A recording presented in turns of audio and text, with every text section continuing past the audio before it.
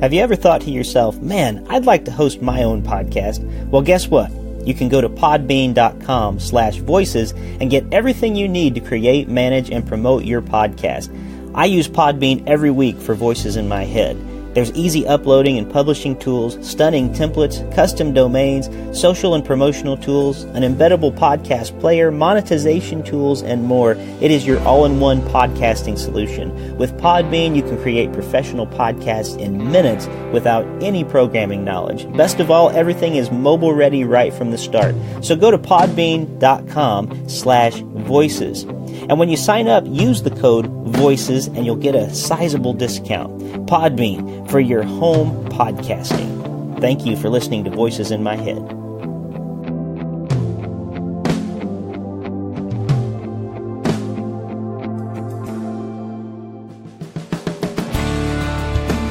Welcome to Voices in My Head, the official podcast of me, Rick Lee James.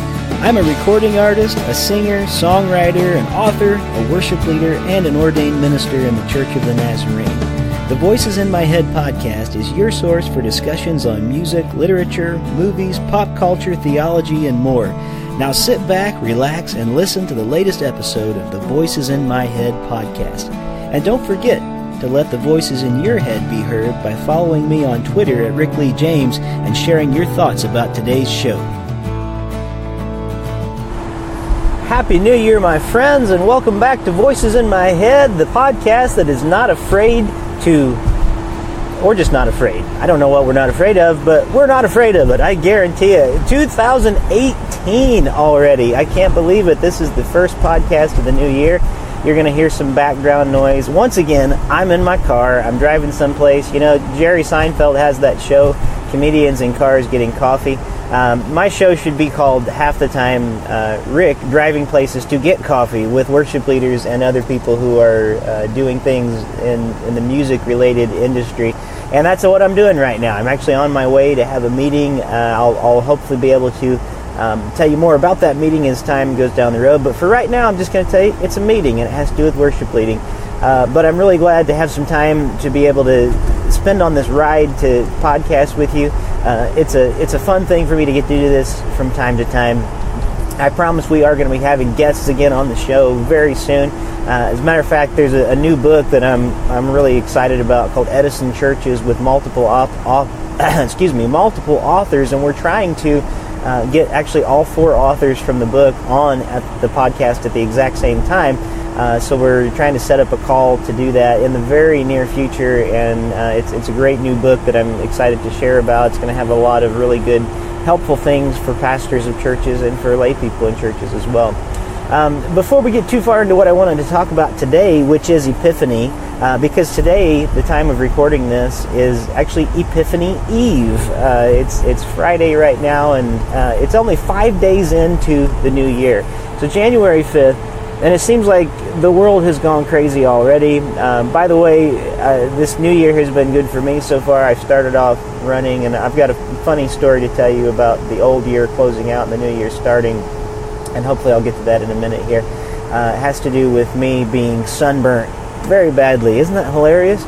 But before I do that, I wondered if you'd like to hear something, because we are so close to starting our Indiegogo funding campaign for my new project. I wanted to give little snippets of it as we go along, and I already, just this past week, got the mixes of the first two songs that we recorded. They are mastered, they are finished, they are ready. If I wanted to today, I could go ahead and sign them up for iTunes and put them out digitally. But what we're going to do is actually use these as an incentive for people to give towards the entire project, which we're going to need to raise a little over $10,000 to do. So we're going to need your help, and I can't do this album without you, and I know God's going to provide in many different ways. So right now what we have is 2 songs that are hopefully going to lead to a new album. But you have been so faithful to be listeners. We've added so many new listeners. What I'm going to do right now for you is I'm going to give you a little bit of a preview of that Rich Mullins song that we recorded called Thunder. I'm not going to play very much of it. It may even just be a little bit of an intro, but I want you to hear just something, just so you know I'm not lying, that we actually did record this thing.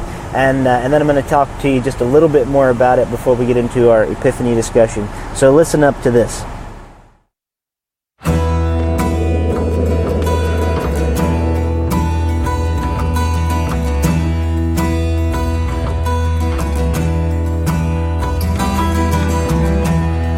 walked in when the prophets had grown tired of being so inspired, but rarely being heard. Okay, that's enough. I'm not going to play anymore, but you hear the intro of it. I'm really excited about how it sounds. It just kind of keeps building and going from there. I'm going to be putting a link actually in this episode. If you go to the webpage at rickleejames.podbean.com, that's our podcast page. I'm actually going to have a link on there, and you can click on that link and go to our Indiegogo. It's actually a pre-launch right now. We haven't even launched the campaign yet, but there's a really great video that we made when I was in New York that tells about the song, tells about the album, tells about what we're going to need to make the album. And so it's kind of a pre-launch to the launch, and hopefully the launch is going to happen later this month. It's a lot of work to get a funding campaign going, and it's a lot of work from start to finish, like a lot. It takes time to write up the campaign, it takes time to write the story, it takes time to make contacts to people, because what you don't want to do whenever you are starting a campaign is just kind of put it out into the world and not have any movement on it whatsoever because nobody's been told about it or that it's coming. So with your help, you can actually be a help to me and all of us making this album just by helping to get the word out. So it's not like an easy link that I can tell you right away, like indiegogo.com/Rick or something. There's a lot more to the pre-launch page than that.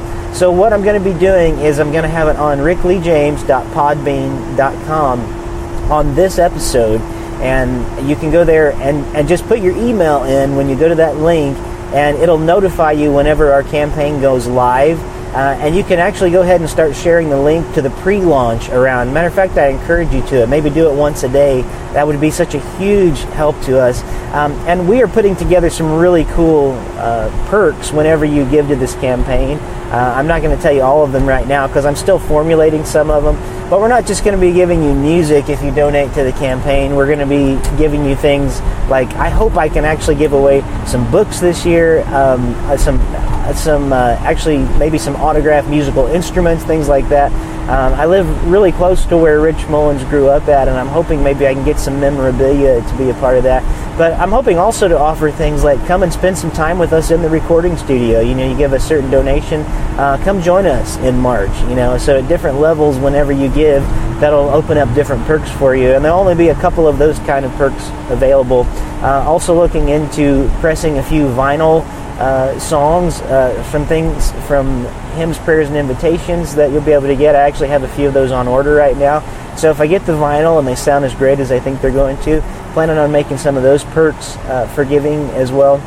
So we want this to be something that you don't just feel like you're just giving money and getting nothing for it. If you give towards this project, we want to find ways that show you that we are very grateful and have a lot of gratitude for you helping us make this project. So that's it for right now. In just a moment, I'm going to be talking to you about Epiphany. And until we do that, it's time to pay the bills, folks. Sorry about this, but I do have to run one more ad real quick. If you are not a person who has bought hymns, prayers, and invitations yet, listen to this. Hymns, Prayers, and Invitations, the latest album from Rick Lee James, has garnered praise from CCM Magazine, Worship Leader Magazine, UTR Media, and more. Written and arranged using hymnals and prayer books for inspiration, this collection of 10 modern hymn-like worship songs will inspire individuals and congregations to draw near to the heart of God. Highlights include Christ is Lord, inspired by St. Patrick's Breastplate Prayer, Advent Hymn, and the Communion Hymn, The Invitation. Worship leaders will be glad to know that all songs on the album are published through Lifeway Worship. Find Hymns, Prayers, and Invitations on Amazon, Spotify, Apple Music, CD Baby, and at rickleejames.com.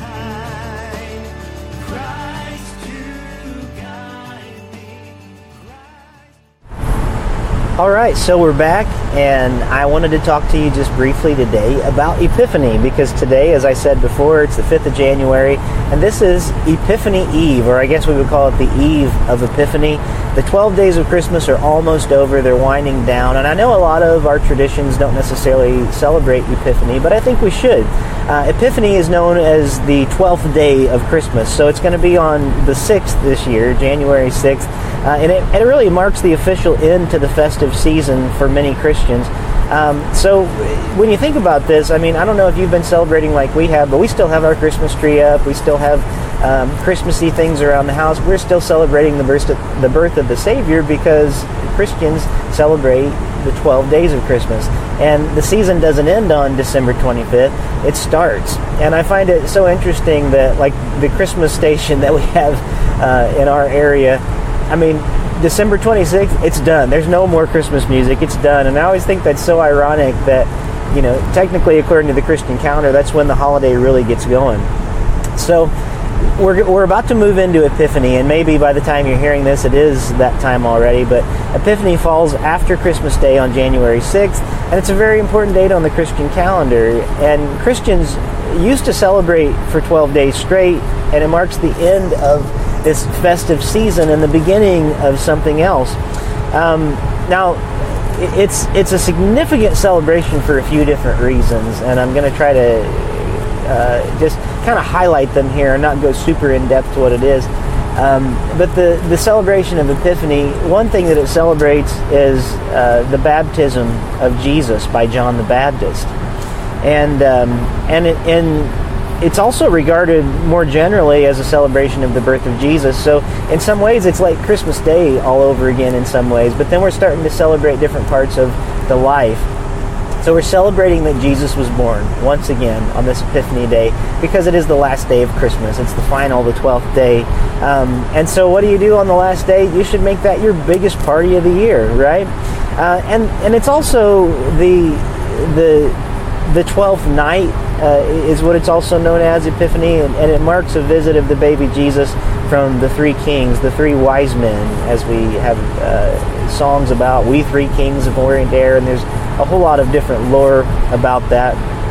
And Epiphany has been celebrated in Europe really since the 4th century, and it's associated with the visit of these wise men, which don't get a lot of play after Christmas, but it's interesting that, you know, they really are not a part of the Christmas story if you read the story. They're in every nativity scene because St. Francis, in his telling of the gospel narrative and in the birth of Jesus, when he came up with the nativity scene, he included the wise men in it. But it's one of those things that actually happens years later, and, you know, Jesus is back at home with his family. He's a young boy. It doesn't say that they're in Bethlehem anymore when they get visited.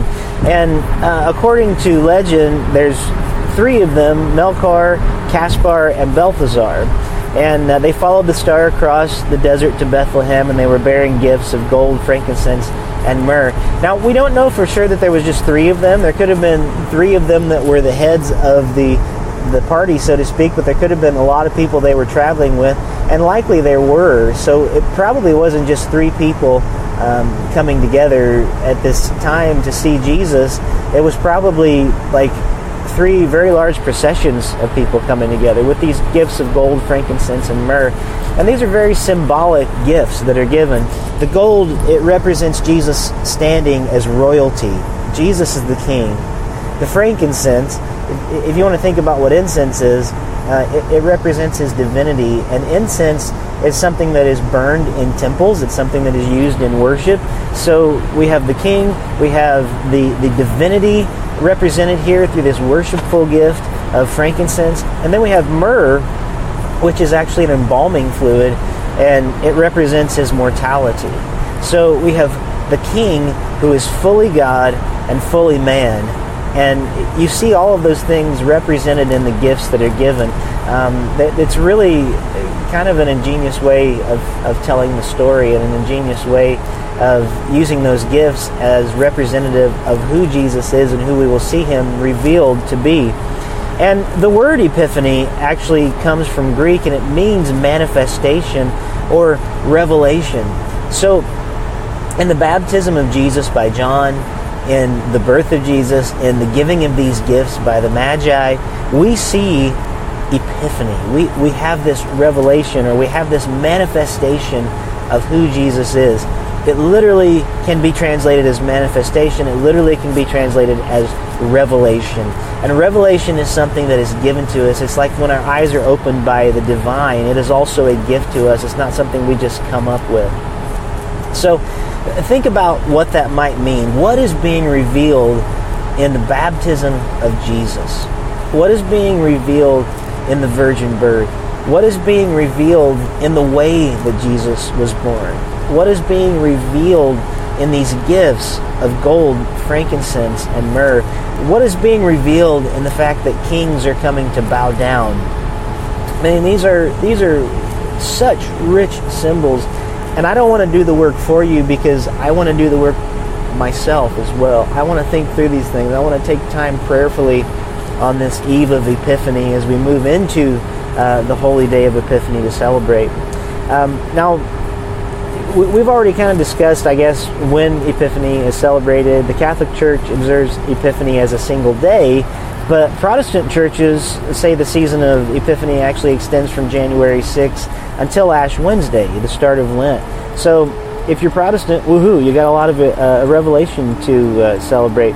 Matter of fact, this year at our church, we are studying the book of Revelation during this season leading up into Lent, which I'm very excited about, especially because of the symbolism of Revelation. I don't know if that's on purpose or if it's an accident, but I'm going to go with it being on purpose. And I love that we're going to be celebrating and looking into that beautiful book of worship that is Revelation. And during the medieval period, Christmas was celebrated. Hang on just a second, guys. Getting off on an exit here, and I lost my train of thought for a second, but I didn't want to have a wreck. During the medieval period, that's I think where I left off, Christmas was celebrated for 12 days from Christmas Eve on December 24th until Epiphany. And then some Catholic churches in the U.S., they mark the feast Sunday of Epiphany, and I think many of our Protestants are starting to do that as well. I seem to see a lot of my friends doing that. And then in the Orthodox Church, they celebrate Epiphany on January 19th, I believe. So we've got all kinds of different things all over the calendar. Wouldn't it be nice if we could kind of get united on one day? I mean, I think it would be great if we could all celebrate together. But hey, I'm just glad people are celebrating it. Now, the 6 Sundays which follow Epiphany are known to Christians as the time of manifestation. And that's very appropriate because we are leading into Lent, which is when Jesus, is beginning that journey towards the cross. So in this time, we are having a time of revelation, a time of revealing, a time of God coming into our midst and showing us who He is. A time to reflect on those things, a time to look at the life of Jesus. So how do we celebrate Epiphany? Well, I'm not going to say for you how you have to celebrate it. I can tell you some of the ways that it's celebrated around the world. Celebrations of Epiphany, they vary around the world.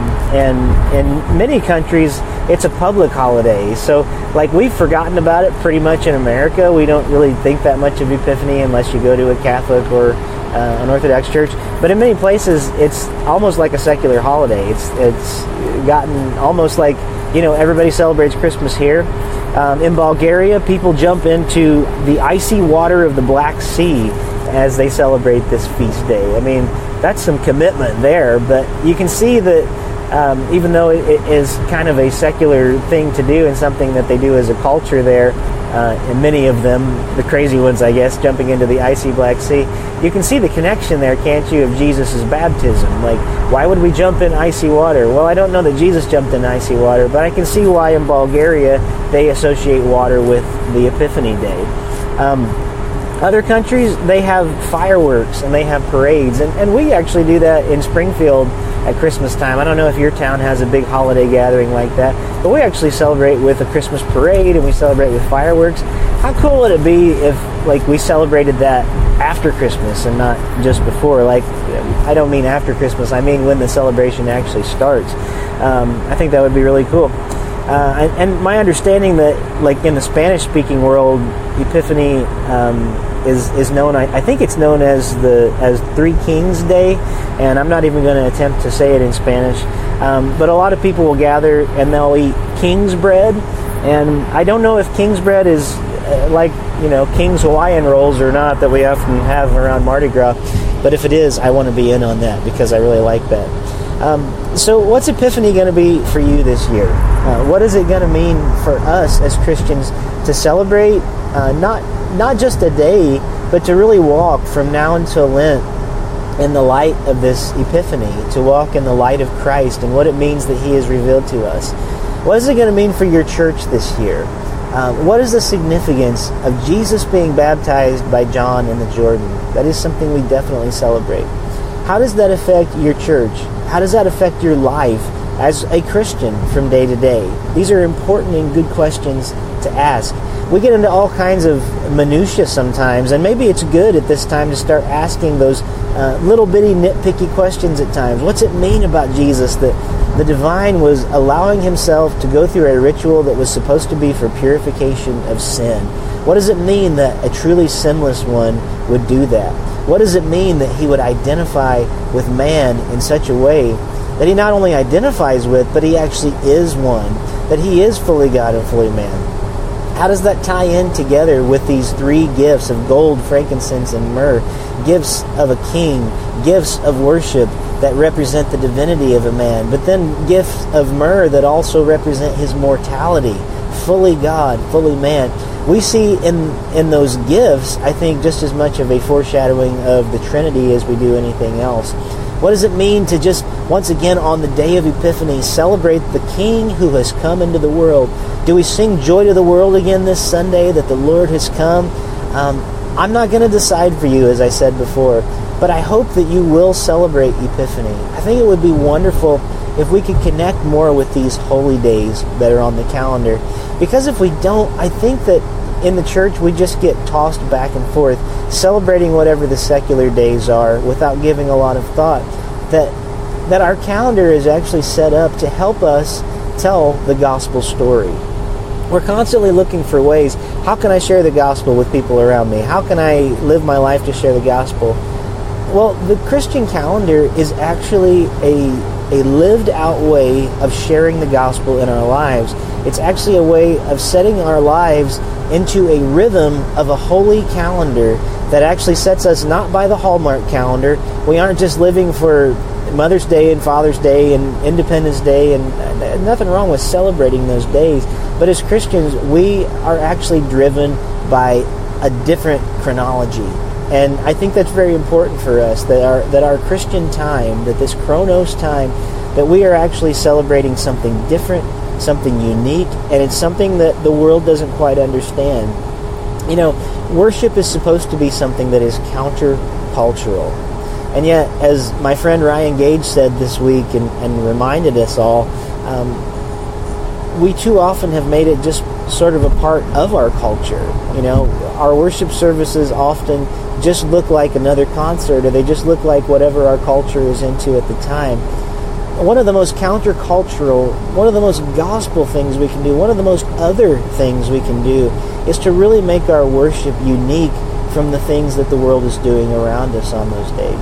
I know it's unique that we go and worship when the rest of the church or the rest of the world maybe stays in bed or goes shopping or something. It means something that we choose Sabbath to be a day of resistance to all those things around us. And Epiphany, in that same way, can be a day of resistance.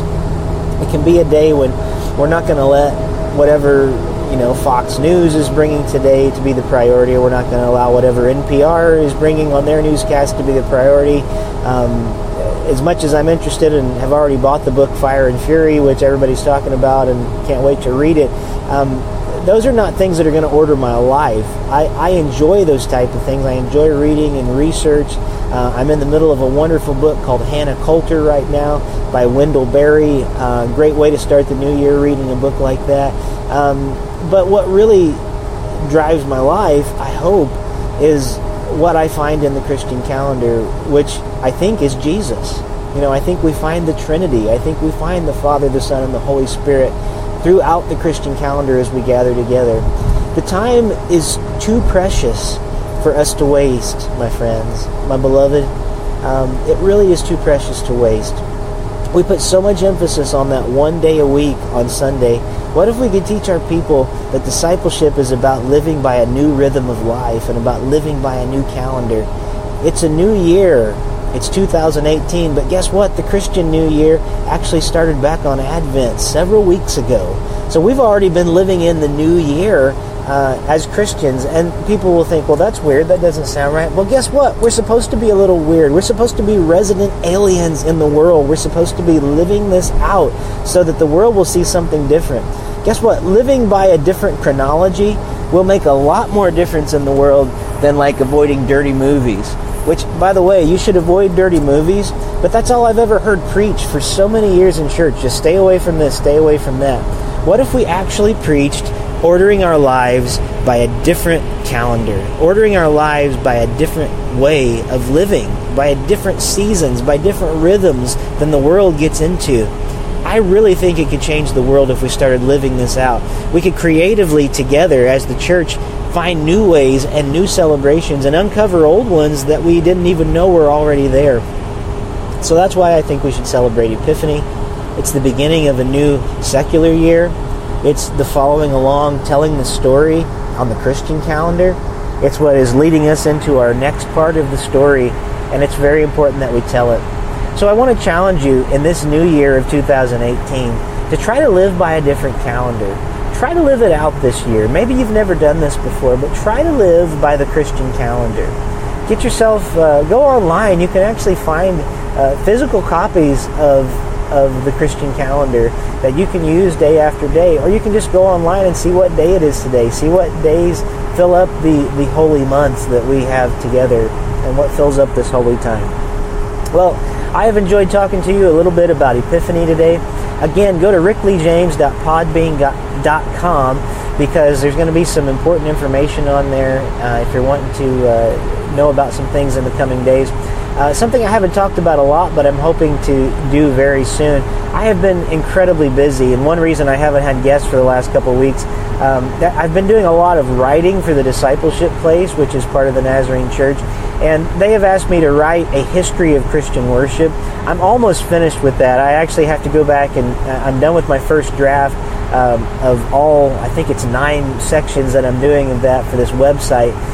But I'm hoping to actually share some of that here on the podcast. I would love to take the research that I've done in writing this Christian history sort of for a lay perspective and start doing this on the podcast this year too. Maybe not every single week, but taking like maybe one week a month or something and just going through a history of Christian worship.